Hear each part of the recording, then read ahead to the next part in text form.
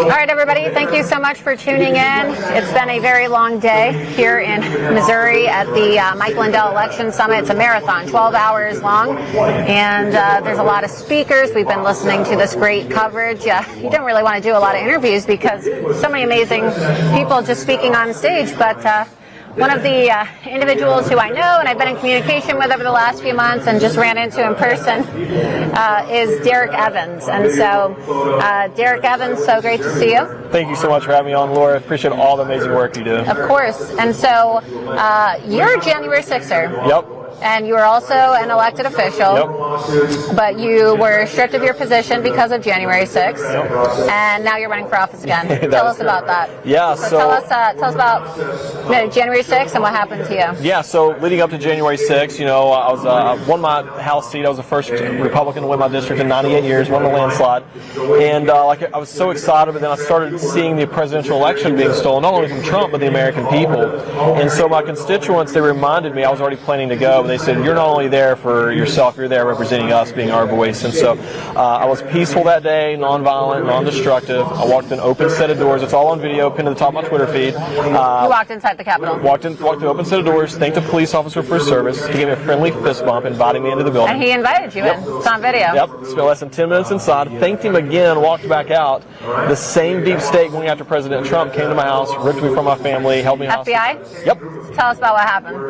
Man, so I was home alone. I had 4 kids. At the time, my oldest was 5 years old. So and when was this? January 8th. I was one of the first people arrested. 2 days. Yes, one of the first people arrested. The day that Donald Trump got deplatformed. So I live streamed the entire event on January 6th. So I live streamed going into the building. I thought worst case scenario was, at the time, I was going to get a $50 ticket, just like the people who pounded on the doors during the Capitol hearings. You know, so I was going to pay $50 to exercise my natural God-given rights of free speech, but ultimately found myself facing 24 years in prison. Wow. And long story short, I had an 18-month legal battle, spent 3 months in federal prison, 8 days in solitary. Where did they send you? Milan, Michigan. So about 6.5 hours one way away from my house. They're doing that to all the January 6 prisoners, by the way, sending them miles away. Wow.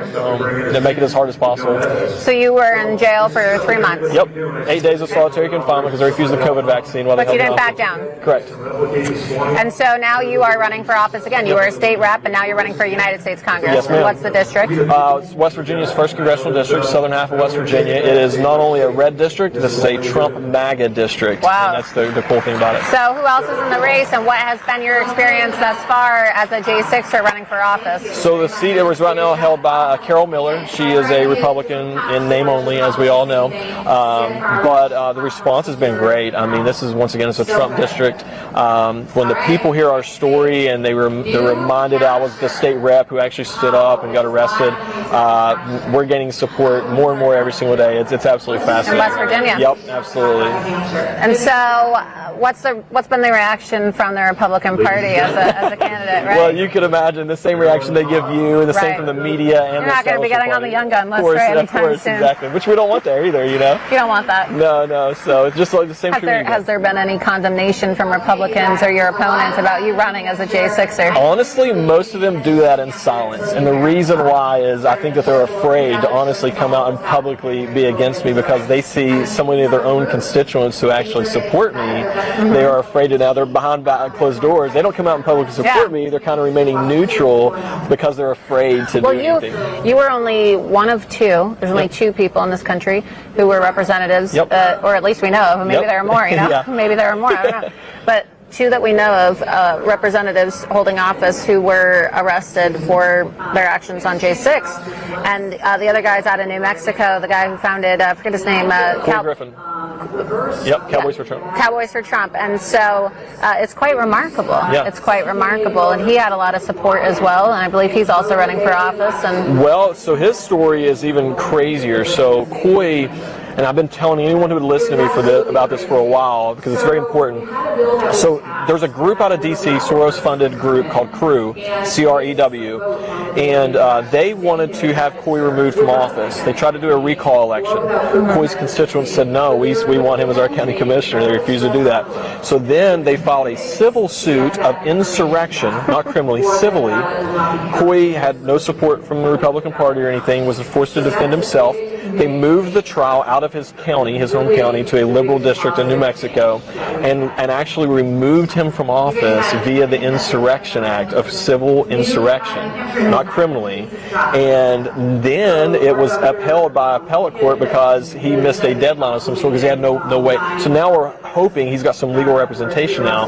We're hoping the Supreme Court will hear this case, but this is going to set the precedent for President Trump, because if they can use the civil way of insurrection of going after Coy and the courts say that, then they can turn around and do the same thing. We're going to try to do the same thing to exactly President Trump. What it's all about. Wow. Everything surrounding January 6th was all to go after President Trump. I've been telling anyone since I got out of prison in October, I've told everyone to listen, they're coming after President Trump. No, they are. So what's the outlook on the race? How are you doing? What are the polls showing? Yeah, so we haven't What's the sentiment on the ground? Well, we haven't spent any money yet. We're going against a six-year incumbent, and we're polling in the 40s right now without spending any money. So the people are hungry. So people know you. Absolutely. And when we do the push polls, which is, you remind people and say this is the former state House delegate member who was arrested for January 6th, we're actually leading by double digits in the polls when we do the push polls when they know that. So that's going to be the key. It's going to be a huge race. It's a MAGA district through and through. That's great. So where can people go to learn more about you and your campaign and support you? You can follow me on any of the social media platforms. I got them all. And what's your handle? Well, on Twitter, they're all different because we've all been deplatformed so many times. You got to move around.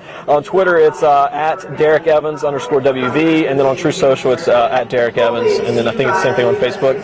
But you can also go to my website, evansforwv.com, and go there, and it's all linked on there as well. So great, wonderful. Yeah, you gotta. I'm heading to West Virginia in a couple days. I'm going to be doing Tim Pool's show. He's out of West Virginia. You should try to get on his show. No, he's doing a great work as well, and try to get on his show. I Tell would your love story to. out of West Virginia. I'd love to do that. Yeah. Great. Well, I'm happy to hear you're going to be on there, though. That's awesome. Definitely. I'm going to make the case for President Trump. Absolutely. So, well, we all know Ron DeSantis is not an ally to the January 6ers. Not at all. I mean, well, not only that, he's not Florida an ally has the highest number of J6 defendants, and he's done nothing to help them. Not only that, he's completely ignored them, because I know for a fact multiple of them have reached out to his office. Oh, yeah, including the wife of one of the individuals who was being denied cancer treatment, and he hasn't done anything. Absolutely nothing. And then even when he's asked about it, he dances around and everything. He's a jelly-back rhino at the end of the day. He's a coward. Doesn't have the guts to stand up. Look, what people need to remember is we're in a battle right now for the future of this country, and this is not a time for weak politicians. We need patriots to step up and run for office. President Trump is a patriot. There is no one who is built for a time such as this like President Trump. Exactly. That's what's going to take. I agree. I agree. That's why we get along. Absolutely. Absolutely. We appreciate everything you do, Lori. I appreciate you, and good luck, and it's great. I wish you the best of luck. The Republican Party is not going to be your friend, but I think the American people understand that the January 6ers are patriots, right? These are patriots, and President Trump has said publicly that he plans on giving all of them full pardons, every single one of them. So that's why we need to get President Trump back in office as well. And I want to share something with you really quick. So, been a huge fan of yours for a long time, as many people who are in this movement have been.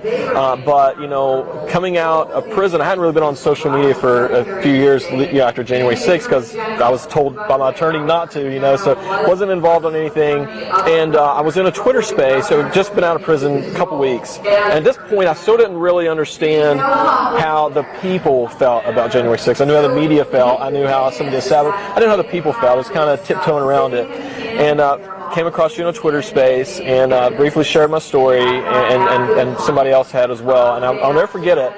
You said, I think that the January 6th prisoners are patriots. And for me, just so you know, that was a huge turning point for me from like a mental standpoint of like, okay, we got support out here, because up to that point we didn't know that. When I ran for Congress in Florida, I ran against a guy named Dan Webster, Rhino, just like Joe Biden. The guy literally walks around with a life alert button, And literally, he was the only Republican who skipped the vote on the J6 committee. And so I campaigned on this issue, and it is a very popular issue among the GOP voters. They do believe that these people are political prisoners and they are patriots. And so, anyone who says otherwise, well, they're not MAGA, they're not America First. Well, now that President Trump is a J6 prisoner, you're going to see a lot of these people. Yeah, he is a J6 prisoner. He's going to start. Yeah, they're going to start seeing some of these establishment people be a little bit more friendly towards us, even though they don't want to be, but they're one of those things they're afraid not to be because President Trump's associated with it. And so I think it's going to be interesting to see. it, but you were there before it was cool to support the January 6th. Yeah, well, I've always been, I've always been in support of them. Yeah. So I think that the real insurrection took place in November 2020 when they stole our elections. It 100% did. I think January 6th needs to be a holiday. I think we need to call it Patriot Day. There we go. That'd be awesome. A day where we recognize the courage of patriots that stood up against the tyrannical insurrection of election theft in November 2020. Absolutely, because that was the true insurrection, was November 3rd. It was. Yep. It was. Well, thank you. Thank you so much for having me on. Thanks, of course. Appreciate it. Yeah, you're welcome. You just take your mic off and. So, a lot of really interesting people here, a lot of really interesting stories that you're not going to hear on the mainstream media. I want to thank Mike Lindell, of course, for inviting me to this conference. Mike Lindell is the CEO of MyPillow, and so be sure that you support Mike Lindell and all of his products. Lots of great pillows, bed sheets, linens, towels, slippers, everything you can imagine. And when you go to mypillow.com and you order what you want to order, you can use code Loomer at checkout for extra savings. I also want to thank my sponsor, Goldco, because I wouldn't be able to be, doing all these live streams and traveling around the country, providing you with great pro-Trump content and investigative reports if it wasn't for Goldco. So be sure that you are investing in precious metals like gold and silver, and that you contact the good folks over at Goldco. Visit goldco.com/Laura Loomer.